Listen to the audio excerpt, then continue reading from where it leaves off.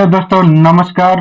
आप सभी का स्वागत है आर एन अकेडमी के यूट्यूब चैनल पर। तो आज का 6वां क्लास है और पर्यावरण अध्ययन एवं शिक्षा शास्त्र का यूपी टेट सुपर टेट के लिए महत्वपूर्ण क्वेश्चन है। तो आइए देखते हैं। सेशन का पहला क्वेश्चन है, वायु दाब नापने वाला यंत्र किस नाम से जाना जाता है? तो आपको ऑप्शन दिया गया है बैरोमीटर, थर्मामीटर या सिस्मोग्राफ, हाइग्रोमीटर। तो आपका सही आंसर हो जाएगा ऑप्शन ए हो जाएगा।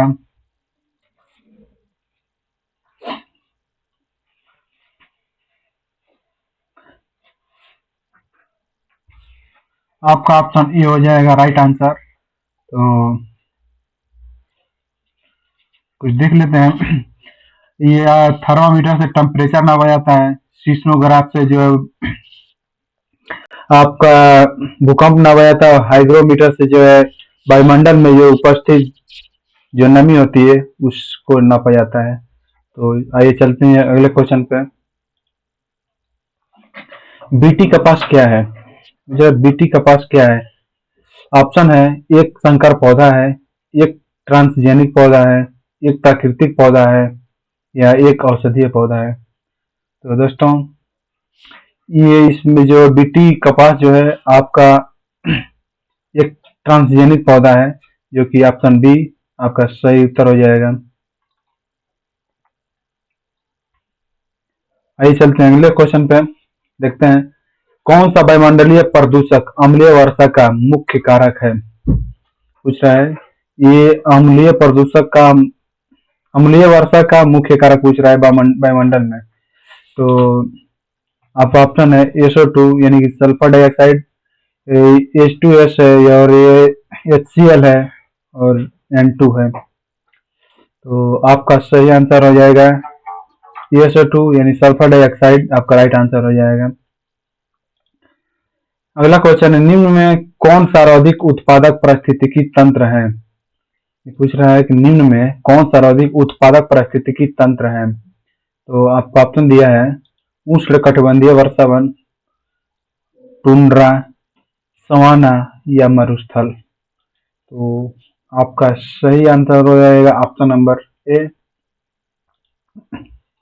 उष्णकटिबंधीय वर्षावन।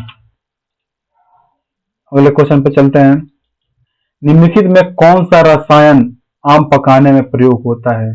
पूछ रहा है, जो रसायन पूछ रहा है ये आम पकाने के लिए पूछ रहा है। तो ऑप्शन है कैल्शियम कार्बोनेट या कैल्शियम हाइड्रोक्साइड या कैल्शियम कार्बाइड या कैल्शियम क्लोराइड। तो आपका राइट आंसर हो जाएगा option number C, calcium carbide, जो कि आम पकाने के लिए इसका सहायक होता है। अगला क्वेश्चन है, कौन सी बीमारी दूषित जल पीने से फैलती है? कौन सी बीमारी है जो दूषित जल पीने से फैलती है? तो आपका ऑप्शन है एड्स या टाइफाइड या एनीमिया या टिटनेस।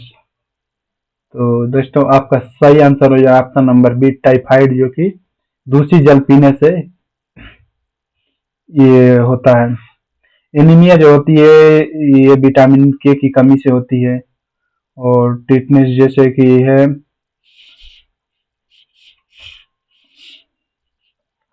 आइए अगले क्वेश्चन पे चलते हैं, निम्नलिखित में से कौन सी ग्रीन हाउस गैस नहीं है? पूछ रहा है ग्रीन हाउस, पूछ रहा है ग्रीन हाउस गैस कौन सी नहीं है? तो ये ग्रीन हाउस गैस पूछ रही है कि इसमें पूछ रहा है कौन सा ग्रीन हाउस गैस नहीं है। तो ये ग्रीन हाउस गैस पूछ रहा है नहीं है, नहीं ये पूछ रहा है। तो आपका ऑप्शन दिया है, ऑप्शन है CO2, ऑप्शन बी है N2O, ऑप्शन सी है CO या ऑप्शन डी है CH4। तो आपका राइट आंसर हो जाएगा option number C, carbon monoxide.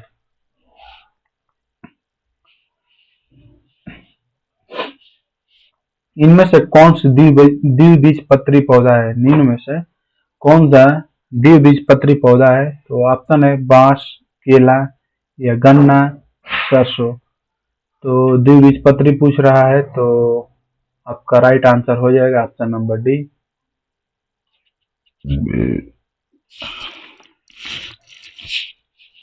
Option number D हो जाएगा सरसों। पूरा पौधे में जल का अधिग्रहण किसके द्वारा होता है? बल में पौधों में जल का अधिग्रहण किसके द्वारा होता है? जैसे पौधे जो हैं जल के जो जल जो अपने पत्तियों और पौधों में जो पत्तियां जड़ तना के माध्यम से जाता है, तो किसके माध्यम से जाता है? तो ऑप्शन है जाइलम या फ्लोएम या कैम्बियम या पाइलिसेड। तो दोस्तों आपका राइट आंसर हो जाएगा ऑप्शन नंबर ए, जो कि जल का अधिग्रहण इसी के द्वारा होता है। और फ्लोएम जो है इससे खनिज लवण और इसे खाद्य पदार्थ इसके माध्यम से अधिग्रहण करता है। कौन सा प्रथम साहित्य स्रोत है? पूछ रहा है कौन सा प्रथम साहित्य स्रोत है? तो आपका ऑप्शन जो है ये है, तो ऑप्शन है ऋग्वेद, सामवेद या यजुर्वेद या अथर्ववेद। दोस्तों तो आपका राइट आंसर हो जाएगा ऑप्शन नंबर ये सबसे प्राचीन ग्रंथ भी है। और अगला क्वेश्चन है वायुमंडल में 99% भाग पर किन दो गैसों का विस्तार है? ये जो गैस पूछ रहा है कि जैसे 99% जो है भाग पर कौन सा गैस का विस्तार है? तो आपका ऑप्शन है ओजोन एवं ऑक्सीजन, ऑक्सीजन एवं नाइट्रोजन, कार्बन डाइऑक्साइड एवं ओजोन, और ऑप्शन डी है आर्गन एवं ओजोन। तो देखते हैं आप लोगों का कौन सा आंसर सही हो जाएगा। तो आपका आंसर हो जाएगा option number B. Option B oxygen एवं नाइट्रोजन।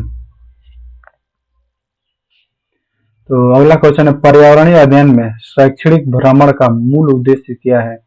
ये देखिए ये शिक्षण है ये। तो ये पूछ रहा है कि पर्यावरणीय अध्ययन में शैक्षणिक भ्रमण का मूल उद्देश्य क्या है? तो आपका ऑप्शन है बच्चों की ऊर्जा को विकसित करना या छात्रों के लिए प्रत्यक्ष अनुभव, सामाजिकरण को बढ़ावा देना या टीम भावना बढ़ावा देना। तो जैसे कि देखिए भ्रमण कराने से क्या होता है कि बच्चों में जो है प्रत्यक्ष जो चीज देखते हैं उनको दिमाग में बढ़ जाता है। तो ऑप्शन नंबर बी सही हो जाएगा। आपका राइट आंसर हो जाएगा ऑप्शन बी, ये छात्रों के लिए प्रत्यक्ष अनुभव। तो बीच बीच से स्कूल के माध्यम से जो है टीचर और जो संस्थान होती है अपने बच्चों को भ्रमण के लिए ले जाते हैं। जैसे कि देखिए इलाहाबाद में जो है प्रयागराज में आनंद भवन है, तो आगरे का जो किला है, दिल्ली में जो है लाल किला है, ये सब घुमाने से क्या होता है कि बच्चों में प्रत्यक्ष रूप से जो देख लेते हैं तो उनके जो दिमाग में जो छवि बढ़ जाती है, तो उनसे पूछने पे तुरंत तुरंत बता देते हैं कि हाँ ये लाल किला जो है दिल्ली में है। तो उनको घुमाने से ही फायदा होता है। आइए चलते हैं अगले क्वेश्चन पे। कार्यकीय रूप से शुष्क मिट्टी की क्या विशेषता है, इसको कैसे पहचानेंगे? तो ऑप्शन है उसमें अधिक जल होना, या पौधे को प्रकाश पर्याप्त नहीं मिलता, या मिट्टी में लवणता सांद्रता अधिक होगी, या ऑप्शन डी है मिट्टी कठोर होती है। तो इसका राइट आंसर हो जाएगा ऑप्शन नंबर सी जो है, आप सभी का यही आंसर सही हो जाएगा कि मिट्टी में लवण सांद्रता अधिक होगी। सतत एवं व्यापक मूल्यांकन क्यों आवश्यक है? ये जो देखिए ये मूल्यांकन एक जो है चैप्टर का नाम है, ये इसकी सतत एवं व्यापक मूल्यांकन क्यों आवश्यक है? तो आपका ऑप्शन है शिक्षार्थियों ने कितना नहीं सीखा है जानने के लिए, या शिक्षार्थी की प्रगति निरंतर न बनाए रखने के लिए, या निरंतर मूल्यांकन होते रहने से शिक्षार्थियों में परीक्षा का आवश्यक भय नहीं होता है, या ऑप्शन डी है परीक्षा प्रणाली को महत्व देने हेतु। तो दोस्तों जैसे कि आपका राइट आंसर सी हो जाएगा कि निरंतर मूल्यांकन होते रहने से शिक्षार्थियों में परीक्षा का अनावश्यक भय नहीं होता है। तो इससे जो मूल्यांकन जो टीचर जो होते हैं, जो छमाही, तिमाही या सालाना जो आपका परीक्षाएं होती है, तो ये निरंतर होते रहने से जो सालाना जो परीक्षाएं होती है, तो उनमें बैठने से बच्चों को डर भय नहीं लगता है, इसलिए निरंतर मूल्यांकन करते रहना चाहिए। चरने वाले पशु वनस्पति कौन से बदलते हैं? चरने वाले पशु वनस्पति को कैसे बदलते हैं? तो ये है आपका ऑप्शन दिया है, बीज प्रकीर्णन द्वारा या पर परागण द्वारा, चुन कर चरना या रोग फैलाकर। तो ये चरने वाले पशु वनस्पति को बदलते हैं, जैसे कि ये चुन कर चरने में। यही आपका राइट आंसर हो जाएगा, ऑप्शन नंबर सी। और अगला क्वेश्चन, निम्नलिखित में से कौन सा स्वस्थ अस्थियों के लिए आवश्यक है? ये हड्डी मजबूत के लिए कह रहा है कि जो अस्थि होती है, ये क्या आवश्यक होगा, जिससे कि ऑप्शन दिया है पोटेशियम और विटामिन के, या कैल्शियम एवं विटामिन ई है। तो अगला क्वेश्चन ऑप्शन है कि कैल्शियम एवं विटामिन सी है या कैल्शियम एवं विटामिन डी है। तो दोस्तों, जैसे कि आपका राइट आंसर हो जाएगा ऑप्शन नंबर डी, कैल्शियम एवं विटामिन डी। तो ये हड्डी मजबूत के लिए कैल्शियम और बाहरी जैसे विटामिन डी है, सूर्य के प्रकाश में मिलता है। तो सुबह सुबह आपको विटामिन डी की भरपूर मात्रा मिलती है सूर्य से, तो इसको अवश्य ले, तो ये अस्थि जो कमजोर नहीं होगी। भारत में हिमालय की सबसे ऊंची चोटी का नाम क्या है? तो ये भारत का पूछ रहा है, ये पूछ रहा है कि भारत में जो स्थित है और सबसे ऊंची चोटी का नाम पूछ रहा है। तो ऑप्शन है माउंट केटू या माउंट एवरेस्ट, माउंट कंचनजंगा या माउंट धौलागिरी। तो आपका राइट आंसर हो जाएगा ऑप्शन नंबर ए, माउंट केटू। इसको गार्डन अष्टविनी कहा जाता है। और अगला क्वेश्चन है, प्राथमिक स्तर पर शिक्षण की खेल विधि आधारित है।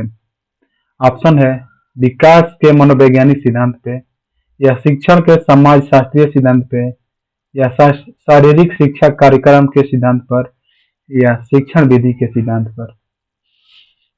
तो ये जो है आपका राइट आंसर हो जाएगा ऑप्शन नंबर डी हो, ऑप्शन नंबर डी, शिक्षण विधि के सिद्धांत पर आधारित है, या प्राथमिक स्तर पर शिक्षण की खेल विधि है। अगला क्वेश्चन है, वायुमंडल की सबसे निचली परत का क्या नाम है? तो जो वायुमंडल है आपका वायुमंडल, तो इसमें पूछ रहा है कि सबसे निचली परत का नाम पूछ रहा है। तो देख लेते हैं कि कौन सी है आपका परत जो है इसमें।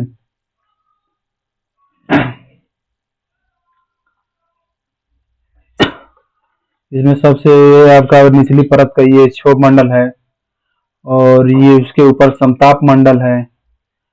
उसके बाद ये समताप मंडल में ही मध्य मंडल जो है पाया जाता है, जिससे सबसे ठंडी परत होती है। और उसके बाद जो है आयन मंडल होता है, उसके बाद जो होता है वायुमंडल होता है। तो सबसे निचली परत आपका ये क्षोभ मंडल हो जाएगा। और जैसे कि बादल संबंधी जो मौसम संबंधी घटनाएं होती है वो क्षोभ मंडल में ही होती है, और समताप मंडल में, जिसको स्ट्रेटोस्फीयर कहा जाता है। तो इसमें जो है क्या बोलते हैं कि हवाई जहाज और विमान वगैरह इसी में उड़ती हैं। तो आपका राइट आंसर हो जाएगा ऑप्शन नंबर डी, क्षोभ मंडल आपका राइट आंसर हो जाएगा।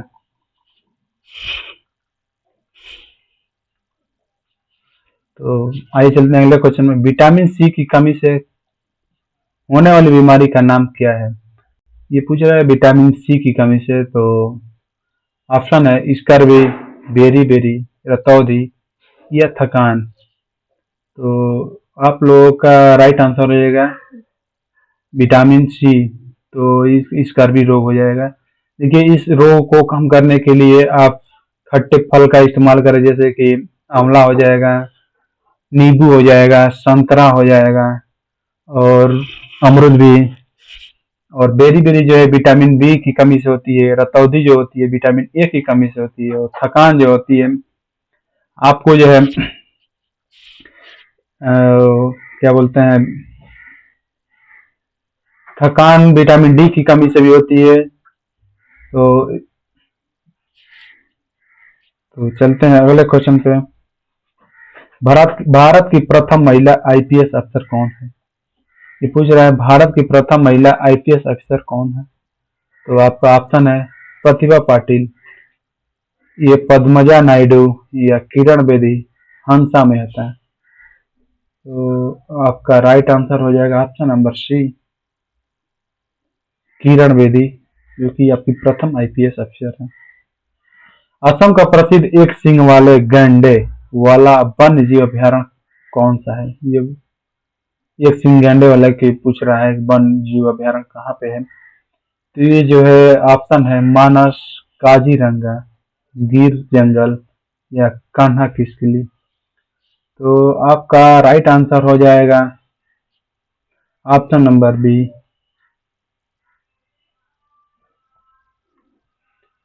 तो आपका ऑप्शन नंबर बी हो जाएगा। ये असम में स्थित है, मानस भी असम में है, और गिर जो है गुजरात में स्थित है। तो आपका राइट आंसर हो जाएगा बी। निम्नलिखित में से कौन सा अग्नि चट्टान का उदाहरण है? ये अग्नि चट्टान का उदाहरण पूछ रहा है। तो आपका ऑप्शन है बेसाल्ट, चूना पत्थर, स्लेट, या ग्रेफाइट। तो ये आपका राइट आंसर हो जाएगा ऑप्शन नंबर ए, बेसाल्ट सही हो जाएगा ऑप्शन नंबर ए। आइए अगले क्वेश्चन पे चलते हैं। पृथ्वी के वातावरण की किस सतह में ओजोन परत पाई जाती है? देखिए, जो अभी हमने आपका पीछे ही आपको बताया था, तो ये जहाँ हिंदी में पूछना चाहिए इंग्लिश में पूछ लिया है। तो आपका ऑप्शन है ट्रोपोस्फेयर, ऑप्शन बी है स्टेटोस्फेयर, ऑप्शन सी है मीजोस्फेयर, या ऑप्शन डी है आइनोस्फेयर।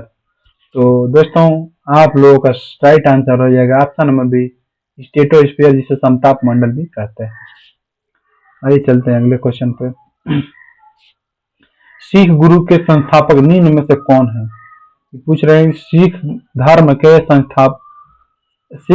संस्थापक निम्न में से कौन है? जो गुरु भी इसमें ये पूछ रहे हैं कि कौन से गुरु हैं। तो आपका ऑप्शन दिया है गुरु तेग बहादुर, या गुरु गोविंद सिंह, और या गुरु अर्जुन देव, गुरु नानक देव। तो आपका राइट आंसर हो जाएगा option number D, Guru Nanak Dev जो है सिख धर्म के संस्थापक भी और पहले गुरु भी हैं। एवं अंतिम जो है 10वें गुरु जो है गुरु गोविंद सिंह है। इनका जो जन्म पटना साहिब में हुआ था, इनका जन्म। वहां पे इनका गुरुद्वारा भी बना हुआ है। भूकंप की तीव्रता नापने का यंत्र है। ऑप्शन है फिजियोग्राफ, सिस्मोग्राफ, या कार्डियोग्राफ, या बैरोग्राफ। तो दोस्तों, आप लोगों का राइट आंसर हो जाएगा ऑप्शन नंबर बी, सिस्मोग्राफ सही उत्तर हो जाएगा। तो आइए चलते हैं अगले क्वेश्चन पे। यह दक्षिणी गोलार्ध का सबसे लंबा दिन किस दिन होता है? दक्षिणी गोलार्ध का सबसे लंबा दिन किस दिन होता है? तो आपका ऑप्शन दिया गया है 21 मार्च, या 21 जून, 23 दिसंबर, या 22 दिसंबर। तो आपका राइट आंसर हो जाएगा ऑप्शन नंबर डी,